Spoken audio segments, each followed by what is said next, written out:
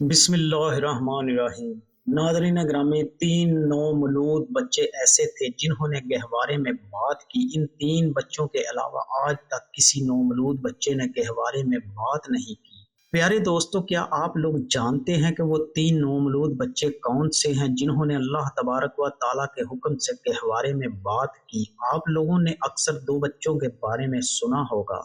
کہ جنہوں نے گہوارے میں بات کی تھی، لیکن شاید تیسرے بچے کے بارے میں اکثر لوگ کم جانتے ہوں گے کہ جس نے گہوارے میں بات کی تھی۔ ان تین بچوں میں سب سے پہلے نمبر پر حضرت یوسف علیہ السلام، جن کو زلیخا نے اپنے محل میں بلایا اور ان سے غلط تعلق قائم کرنے کی کوشش کی اور ان پر الزام لگا دیا، تو اس وقت ایک نومولود بچے نے اللہ تبارک و تعالیٰ کے حکم سے حضرت یوسف علیہ السلام کے پاک دامن ہونے کی گواہی دی۔ ناظرین گرامی، دوسرے نمبر پر حضرت عیسیٰ بن مریم علیہ السلام، جنہوں نے گہوارے میں بول کر اپنی ماں مریم علیہ السلام کی پاک دامن ہونے کی گواہی دی اور اپنی نبوت کا اعلان کیا۔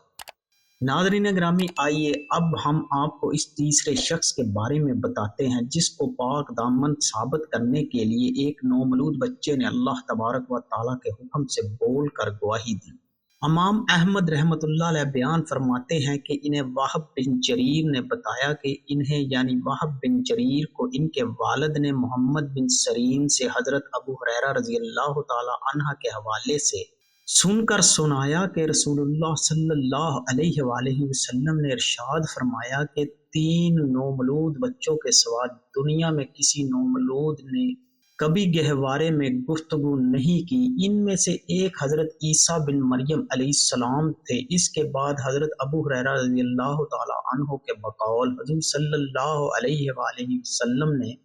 بنی اسرائیل کے ایک عبادت گزار شخص جریج کا ذکر فرماتے ہوئے ارشاد فرمایا کہ وہ اللہ تعالیٰ پر ایمان رکھنے والے اور انتہائی عبادت گزار شخص تھے۔ انہوں نے ایک سومیہ عبادت خانہ بنایا ہوا تھا اور اسی میں شب و روز خدا کی عبادت میں مصروف رہتے تھے۔ یہ دیکھ کر ایک فطرتاً حاسد شخص ان سے جلنے لگا اور اس نے بنی اسرائیل کے دوسرے لوگوں سے کہا کہ اگر وہ چاہے تو وہ جریج کو فریب کار و گناہگار ثابت کر سکتا ہے۔ وہ لوگ بولے کہ ہاں، ہم یہی چاہتے ہیں۔ چنانچہ اس شخص نے اس کی یہ ترکیب نکالی کہ ایک چرواہی کو جو دن بھر اپنی بکریاں جنگل میں چرا کر شام کو انہیں لے کر جریج کی عبادت گاہ کی دیوار کے پاس آ جاتی اور رات کو وہی سوتی بھی تھی۔ ناظرین گرامی، وہ چرواہی حمل سے تھی اور اس کے بچہ پیدا ہونے والا تھا۔ جب اس چرواہی کے بچہ پیدا ہوا تو اس حاسد اور فتنہ پردار شخص نے بنی اسرائیل کے لوگوں سے جا کر کہا کہ چلو چل کر جریج کے کرتوت دیکھ لو۔ چنانچہ وہ لوگ جمع ہو کر جریج کے سومیہ کی دیوار کے نیچے پہنچے اور اس چرواہی سے جس کا کوئی شوہر نہیں تھا پوچھا، بتا یہ بچہ کس کا ہے؟ چرواہی نے، جسے اس شخص نے بہکایا اور سکھایا پڑھایا تھا کہ جب تمہارے ہاں بچہ پیدا ہوگا تو تم نے یہی کہنا ہے کہ یہ بچہ جریج کا ہے اور جریج اس کا باپ ہے۔ جب سارے لوگ جمع ہو گئے تو انہوں نے عورت سے پوچھا کہ یہ بچہ کس کا ہے؟ عورت نے جواب دیا کہ یہ بچہ جریج کا ہے۔ اس عورت کی زبان سے یہ سن کر ان لوگوں نے جریج کو نہ صرف برا بھلا کہا بلکہ گالیاں تک دی اور ان کا سومیہ عبادت خانہ بھی منہدم کر دیا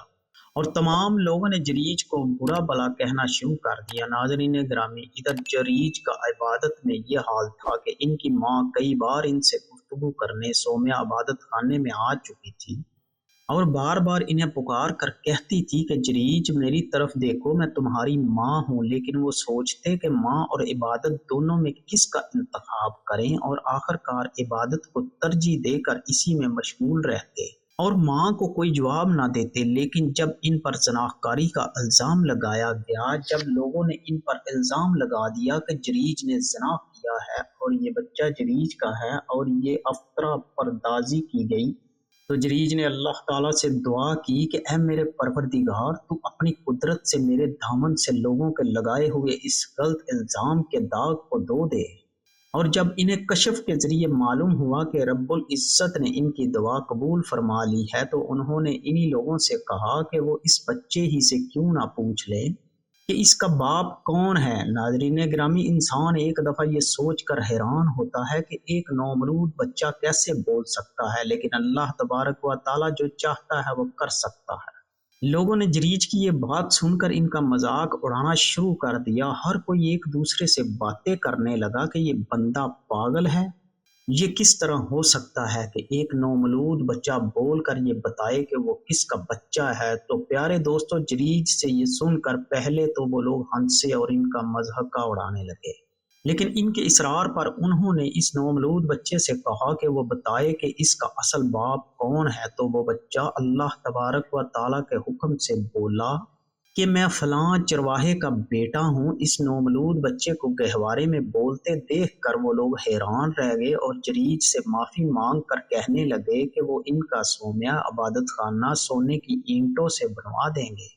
اور بہت سا زر و مال بھی دیں گے۔ ان لوگوں سے یہ سن کر جریج بولے کہ ان کا مٹی سے بنایا ہوا کچا صومعہ عبادت خانہ ہی ان کے لیے کافی تھا،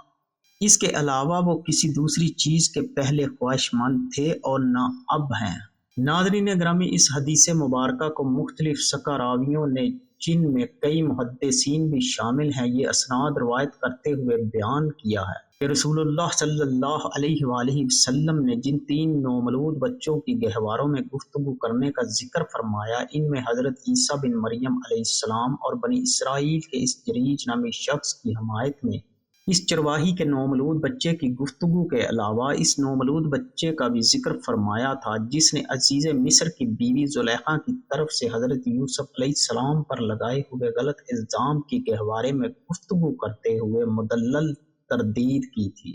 اور انہیں پاک دامن ثابت کیا تھا۔ اکثر مستند راویوں نے اس آخر الذکر بچے کے بارے میں بیان کیا ہے کہ وہ آل فرعون کے ایک شخص کا بچہ تھا جو بعد میں ابن ماشطہ کے نام سے مشہور ہوا، واللہ عالم۔ ناظرین گرامی، اللہ تبارک و تعالیٰ سے دعا ہے کہ اپنے پیارے حبیب صلی اللہ علیہ وآلہ وسلم کے صدقے، تمام انبیاء کرام کے صدقے ہمیں نیک اعمال کرنے کی توفیق عطا فرمائے اور ہمارے گناہوں کو معاف فرمائے۔ ناظرین گرامی، کمنٹ باکس میں آمین ضرور لکھیے گا۔